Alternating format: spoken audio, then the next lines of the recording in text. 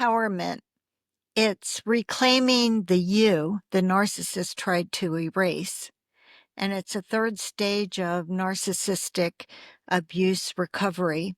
And whether you've made it here or you're still reaching toward it, I want to pause and honor you because every part of this journey matters. If you're still in the fog, sorting through painful truths or just beginning to name what happened to you belong here. This space is for you. Empowerment doesn't always arrive with a roar. Sometimes it comes quietly, like the first moment you hear your own voice again, the first time you say no and don't apologize, the first time you stop asking yourself, was it really that bad? This stage isn't the end of the healing process, but it is the beginning of something quite sacred, your return to yourself.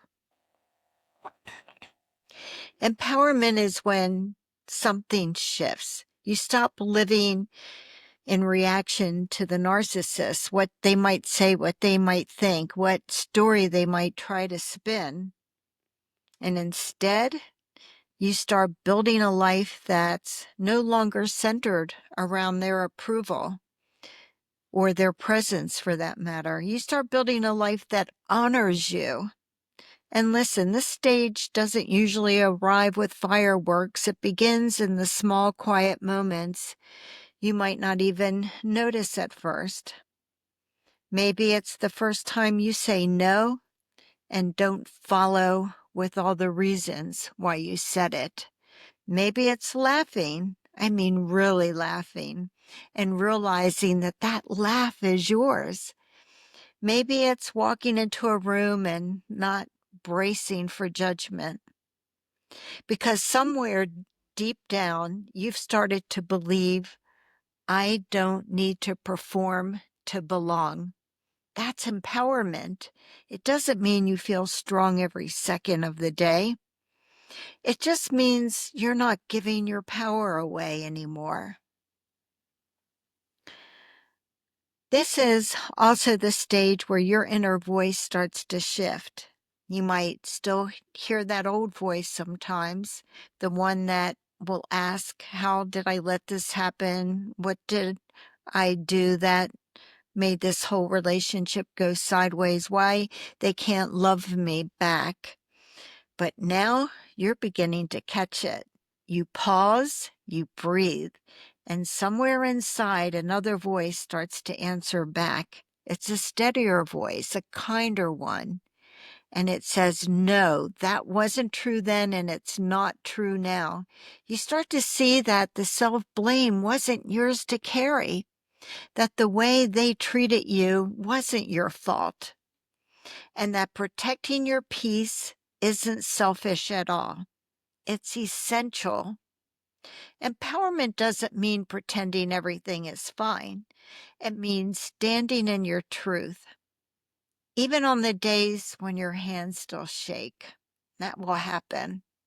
It means showing up for yourself, even if you're still learning how, and realizing I'm not who they said I was, and I never was. And here's where things really start to change. Boundaries. Not the kind that feel like big dramatic confrontations, but the kind that feel like you can finally breathe. You start saying no without feeling guilty. You stop over-explaining, and you don't bend to avoid someone else's discomfort. You're not chasing closure anymore because you start to realize, I am the closure. You don't wait for someone else to value your time. You don't wait for someone to value your body and your heart. You give yourself the respect that they never could. And maybe the biggest shift of all, you begin catching yourself in moments that you used to shrink. But this time you don't. You speak up, you walk away, you stay grounded. You choose you. And empowerment doesn't always look dramatic. It might look like as simple as not replying to a message that once would have pulled you back in, walking away from conversations that just don't feel safe anymore, letting someone think what they want to think and not needing to explain yourself. It might look like creating something, laughing with a friend, looking in the mirror and feeling peaceful instead of feeling like you're on trial. You don't just survive anymore. You begin to live. If this is where you are, if you're stepping into your truth, even with shaky hands, please hear me. That is power. You don't have to feel strong every day to be empowered. Even the quietest steps forward count. You're reclaiming the you that they tried to erase. And every boundary you set, every deep breath you take, every time you say, "This isn't who I am anymore," you're writing a new story. If this speaks to you, I invite you to comment, "I am Annie," because Annie is more than a name.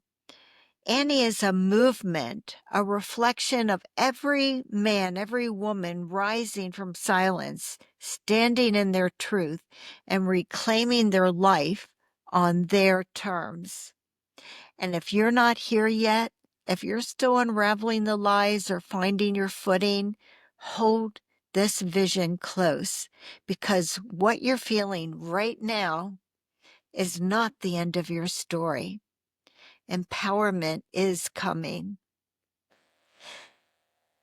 And for those of you who are new to my podcast, I'm Kyle Hackley, attorney and author of Undercurrent, a story about a woman who has the courage to break free from her narcissistic marriage and the wonderful life that she finds on the other side of narcissistic abuse.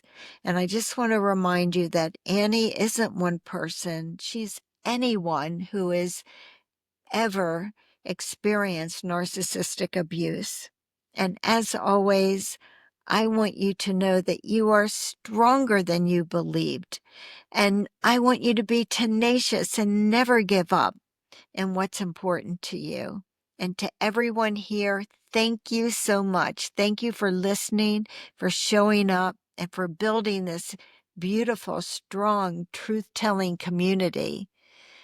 We will keep growing together. We'll keep healing together. And yes, we're all going to be okay. I appreciate you. And until next time, take good care of yourself. Thanks again, and bye.